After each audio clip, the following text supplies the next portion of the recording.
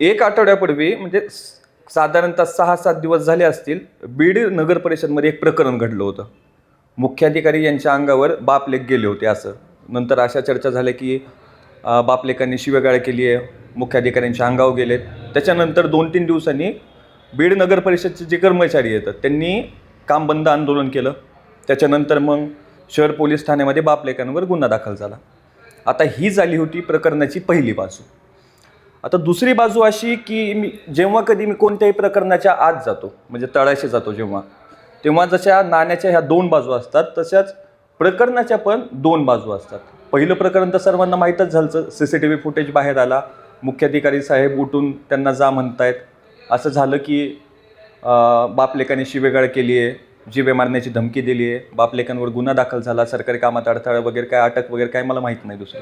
पण जेव्हा प्रकरणाच्या मळाशी गेलो तेव्हा समजलं, माझ्याकडे काही लिखित स्वरूपाचे प्रूफ आलेत की आता मी ते तुम्हाला सगळे सांगतो.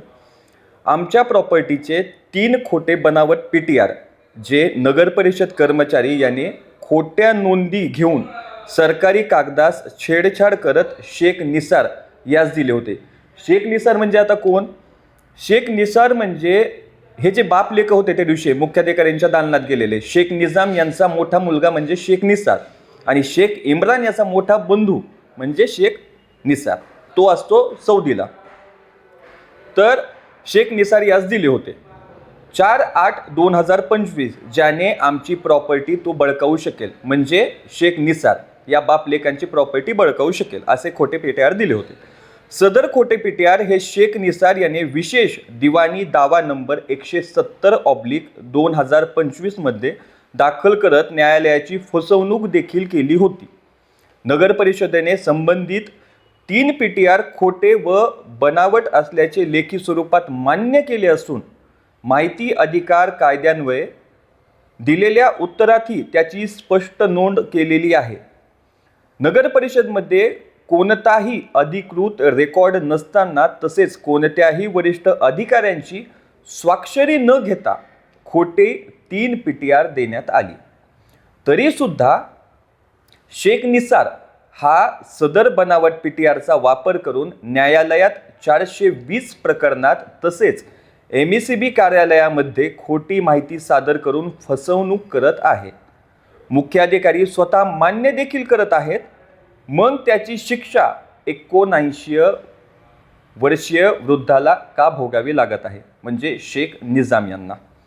शेख इम्रान आणि शेख निजाम नगर परिषदेमध्ये अर्ज घेऊन वसुली विभागात रोज चक्रा मारत होते.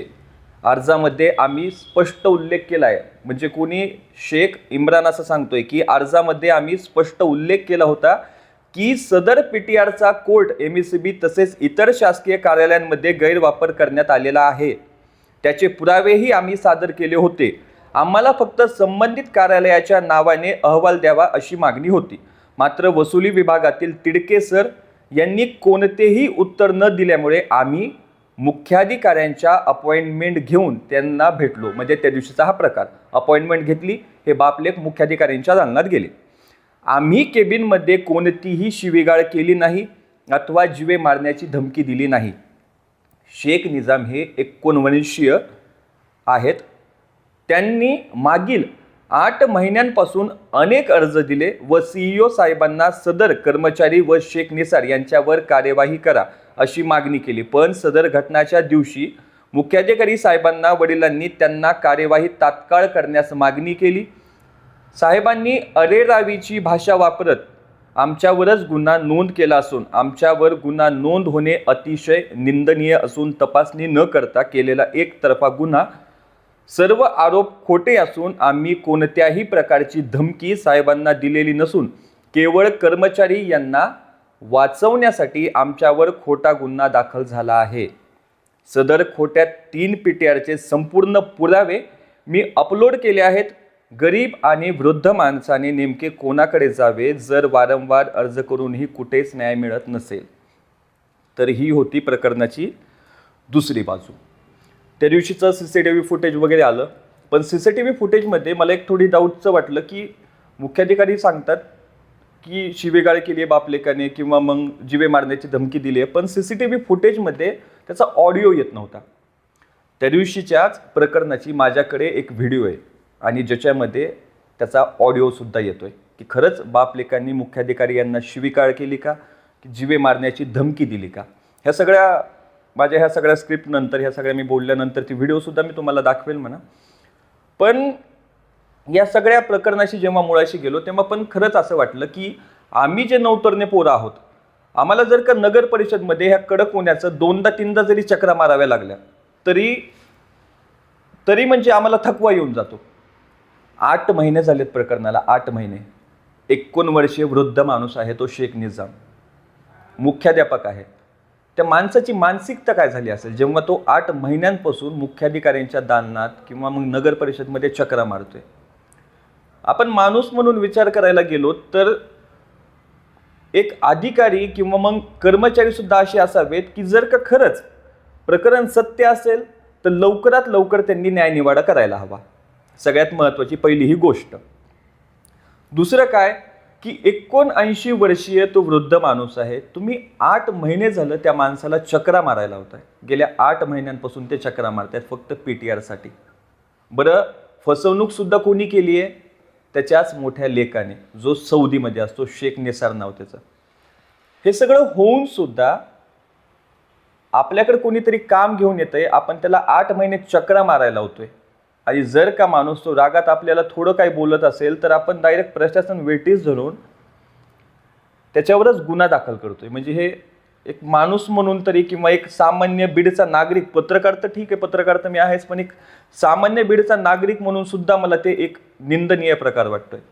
आता सर्वात महत्त्वाचं, आता बीडची जी जनता आहे याच्यावर काय निर्णय घेते, कोण नेमकं चुकीचं, हे आता प्रशासनच ठरवेल. आणि हे सगळं झाल्यानंतर ती त्या दिवशीची ओरिजिनल ऑडिओची व्हिडिओसुद्धा तुम्ही बघायला नक्कीच विसरू नका. आणि हे सगळं झालं प्रकरण, तुम्हाला एक प्रेक्षक म्हणूनच नव्हे तर एक बीडचं सामान्य नागरिक म्हणून तुम्हाला काय वाटतंय ते नक्की मला सुचवा. बालाजी शिंदे माझ्यासोबत आहे, मुकुंद चिंचकर, लोकांच्या TV बीड पाहताय आपण. तुम्ही लेटर दिल ना, जे फेक PTR जे बनवलेले आहेत ना आमच्या नावाचे, रद्द केलेले, त्याच्यावर जे प्रदीप पडवार आहे त्याच्यावर कारवाई आतापर्यंत झालेली आहे. 8 महिने झाले. आम्ही करतोय ना, ठीक आहे, आमचं रद्द करायचं आणि कारवाई का दिली म्हणून ते कारवाईचा आमचा विषय आहे. आता आम्हाला नाही, एक मिनिट, त्याच्यानंतर कारवाई तुम्ही करता हे मला मान्य आहे. पण ह्या मोठ्या PTRवर 404 कारवाई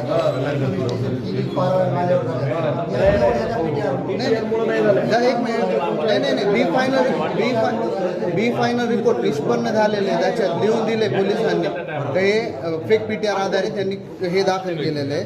ते फेक PTR हे तुमचं माहिती अधिकार, त्याच्यात काहीही तुमच्या सह्या न घेता त्यांनी हे केलेलं आहे. परत त्यांनी काय केलेलं आहे, हे MSCBचं माहिती अधिकार आहे, त्याच्यात पण त्यांनी तेच PTR यूज केलेले PTR वापरलाय त्यांनी, मला मान्य आहे. तर मग ॲप्लिकेशन दिले त्याची रिप्लाय तर द्या ना. त्याच्यात काय झालंय, तुमचा हिबानामा आलाय अच्छा ठीक आहे, आधी एक हिबानामा दिलाय, ओके, तो तुम्ही नंतर कॅन्सल केलाय.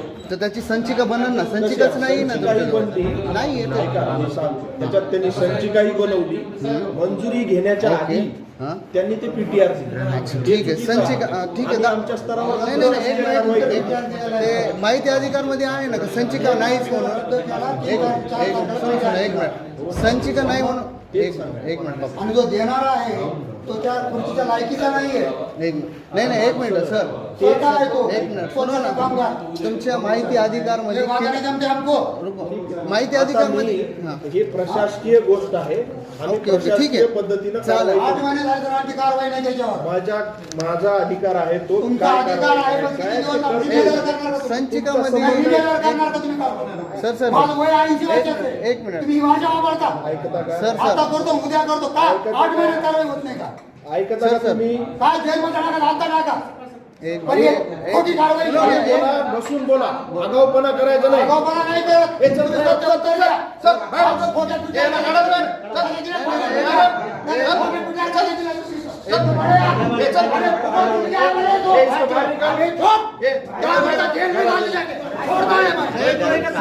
हे,